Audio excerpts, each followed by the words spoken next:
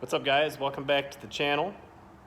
On this video, we're going to go over the pace car. I've got it ready to go, start tearing into it to restore it. And I'm also going to show you where to look if you're buying a Fiero to see if it's rusty, because this one is very rusty. So yeah, let's get to it.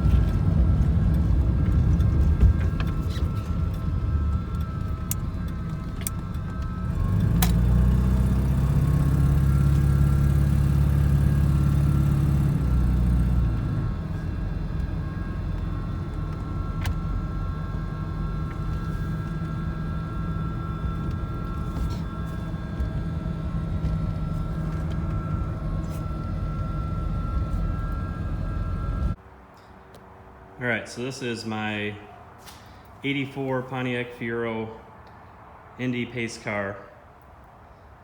This is Indy Fiero number 64, parade car number 4.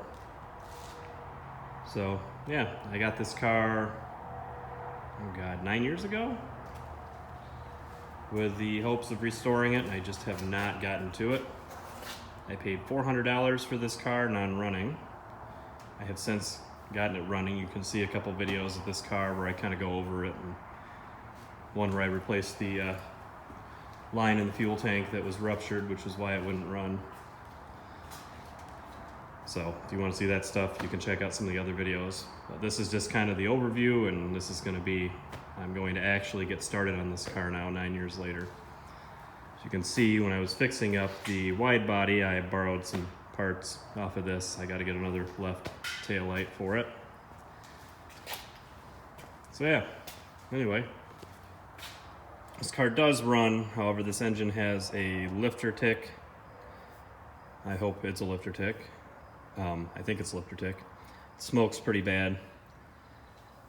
And I have this engine over here, which came out of the wide body, that has 46,000 miles, 47,000 miles. So we're going to freshen this engine up just as far as resealing it, redo the timing gear. I have a new timing gear set up for it, and this will actually be the engine that goes in the pace car. Now the one thing I need to figure out is the pace car has a hooker header on it. I'm wanting to do, basically this is just going to be a factory restoration. It's going to look like how it looked coming off the showroom floor when I'm done with it. Do I put the hooker header back on this or not? That's what I need to know from everybody, because I'm on the fence about it. So yeah, let me show you the inside. All right, inside of the car is not in too bad a shape. I have found new armrests. The ones that were in here were pretty beat up. I put these ones on it. The door panels I have replaced, because the door panels that were in this car when I got it were pretty beat up. The seats, it had brown seats in it when I got it. I found a bunch of Indy Fiero seat covers, and I used the best ones to recover these seats. I mean, you can see the leather's still cracked up, but you know, the bolsters are in decent shape. The wheel's not in too bad a shape. One of the previous owners has redone the headliners. The headliner's in good shape. I have already replaced a few switches that were worn. I have a new set of window switches for it. All the center console pieces and stuff are here. They're just on the floor. The radio wasn't working. I got to figure that out. Passenger door panel looks like it's in pretty good shape. Floor mats are in good shape. I got a few extra floor mats. So yeah, I mean, the dash, the corners of the dash are pretty well gone. But if you look over here on the wall, right there, I have a decent dash.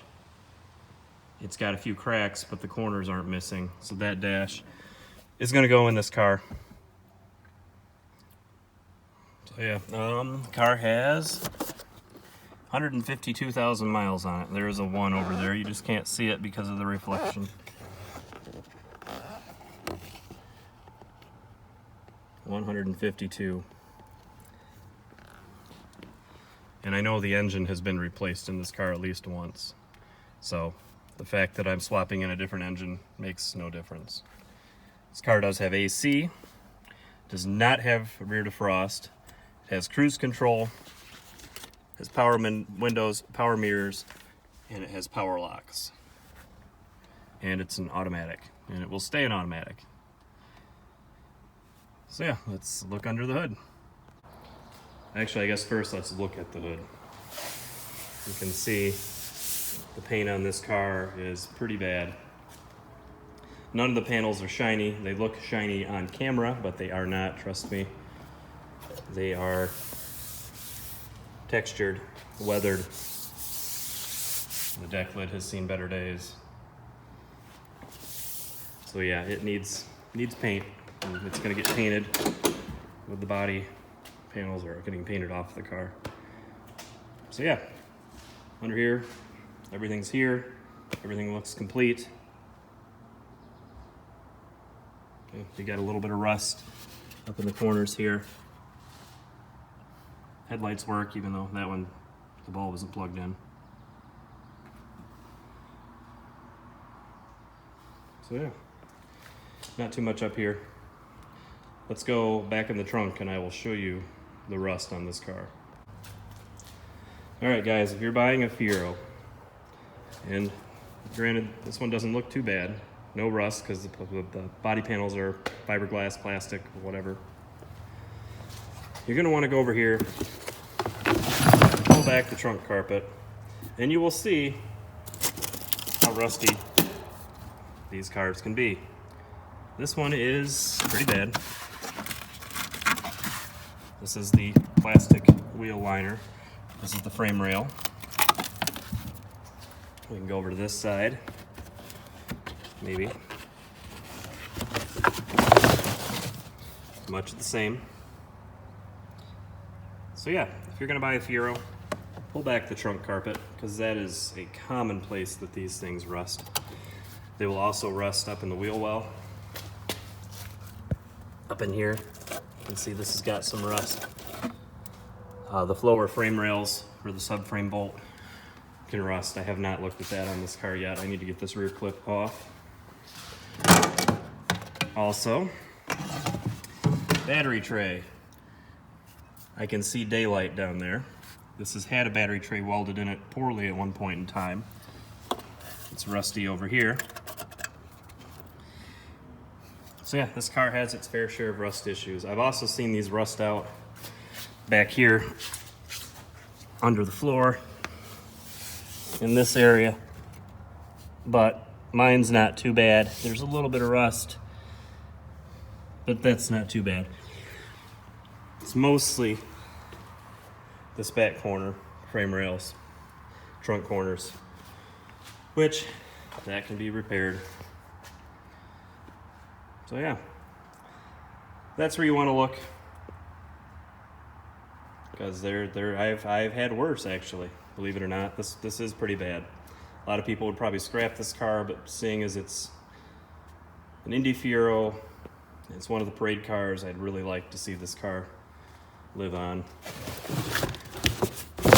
I do have up on the wall right there new upper frame rails that are rust-free. Well, they're not new, they're used, but they're rust-free. So once I get all the body pulled off of this, I can see what I have for rust. The plan is to replace all the metal back here that's rusty, then pour 15 the whole frame of the car. Body panels will get painted factory color off the car, and then we will put it all back together. Everything in the suspension is getting redone. Suspension on this thing is pretty soft. So they had new struts, new shocks. This was stuff that was in the car.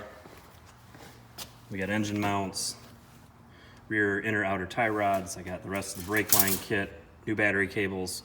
I have a new hood badge, Indy Fiero decal kit.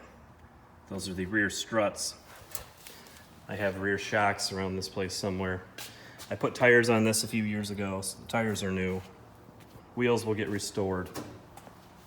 What else? I got new ball joints for everything. I mean, I got a bunch of parts here. And then if we go over here, got a whole bunch of parts here. Alternator.